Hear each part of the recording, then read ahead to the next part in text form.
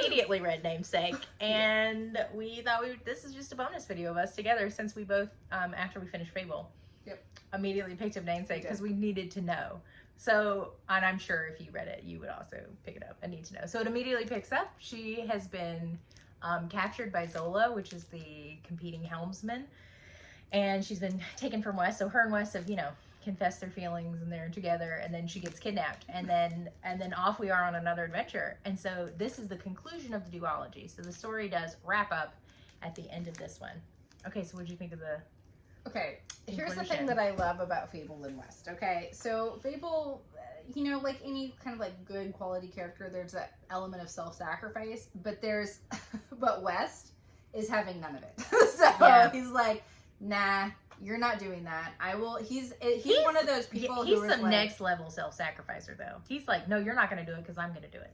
So he's not a, you know, we'll sacrifice our love for the preservation of the world. No, he's one of those who's going to burn the world down for you, which is very pleasant to read. Yeah, but he also will burn himself in it too, and I'm like, what are you doing? He will, to some degree, but like I still like that element of like, nah, like he's just like, you're not gonna do that. It's not like a commanding thing. It's just like, it's this, I'm not gonna lose you. You're not gonna get to disappear from my life.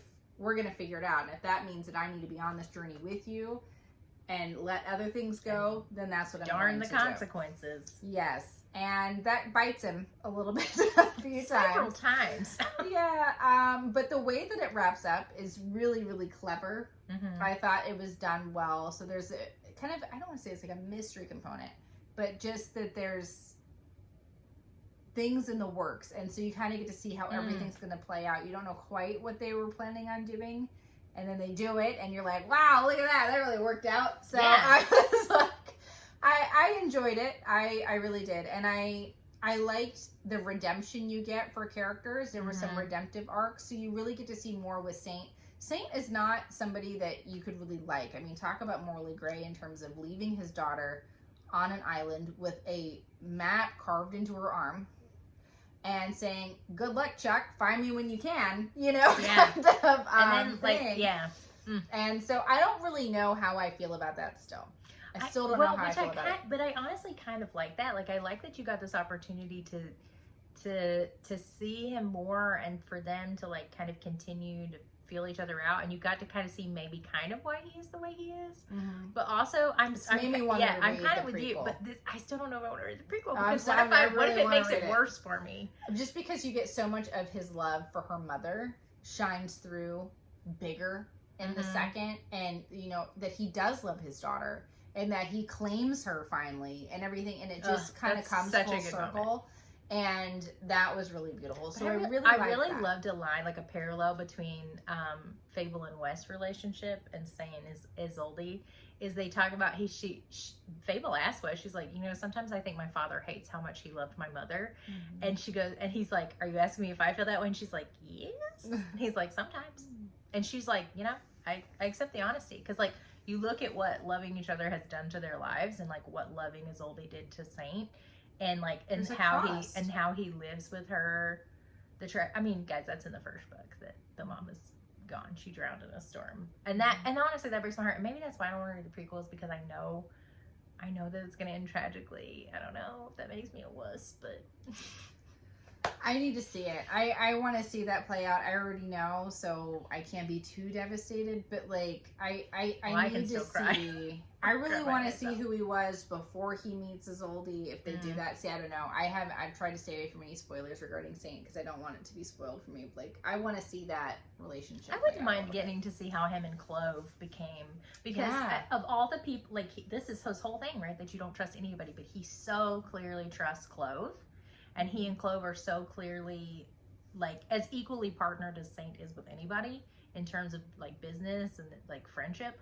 I wouldn't mind getting to see how that interaction and that relationship was founded. That would be interesting, because he turned into quite the surprise character. Like I love Clove. You think he's doing one thing? I mean, Clove ended up being so interesting. And I really liked him. On some of these people to get away with it, like, wow. Right? there are, and so, again, her visual writing is so good, because even though there's a little bit less of the like on the sea, I mean, there's some big storms and stuff, but a lot of it actually takes place on land. And so you do have the one big dive, because when she's taken by Zola, he forces her to dive to locate like big like caches of jewels and stuff. And you don't really know why, and like so it's good, but like she still managed to maintain that like very visual. I really do like how in her writing she focuses on like the physical response to the surroundings to like get you in, because they are fairly short books, both of them, so it moves pretty quickly. And I always think at the end, do I want more, or am I happy? I'm really happy the way it is. There's part of me that wants more with the characters, but there's other part of me that's just kind of satisfied with the way. I was satisfied a little bit. There's like a little bit of like, and they sail into the sunsetness, and I liked it. Well, I mean, her world is great, but I think that she kept it contained. Tight. So, so you don't feel, like there's like this huge expanse of different ways you can go. So I did like it. And I like that she has concluded this, but we're getting other stories within the same world. So we might see it expand or just revisit places that we really liked with some new people. I'm here for that journey. I think that'll be really fun.